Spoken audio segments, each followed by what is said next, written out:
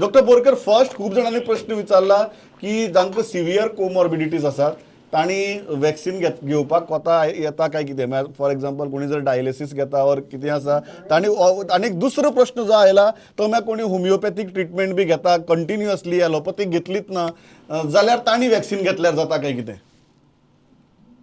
questions are two. ज्यांका comorbid conditions asat,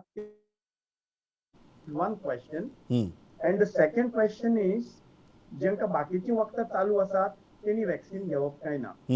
The answer of the first question is, ज्यांका comorbid conditions asat, these are the people who need vaccine the most. समजा एखादो normal मनीस असा त्याका जर दुयेंस जालें जाल्यार ही मे कम आउट सेफली. सो फाल्यां कोण डायलिसीस सुद्दां घेता जाल्यार ताणें सगळ्यात पयलीं वचून घेवपाचें वॅक्सीन सगळ्यात पयलीं घेवपाचें. So it is a reason to go and get vaccinated rather than being at home. So these are the people who are more vulnerable. तुम्ही जर टोटल जर पिक्चर जर पळयशात जाल्यार गव्हर्नमेंटान पयलीं हेल्थ केअर वर्कर दवरले बिकॉज दे वर more at risk. मागीर frontline worker दवरले because they were at more risk.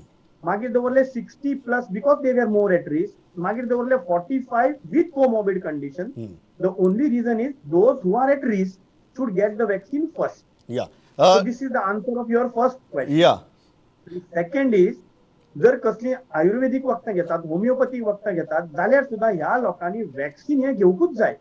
Whatever type of medicines you take, there is no problem if you take the vaccine. not to be substituted.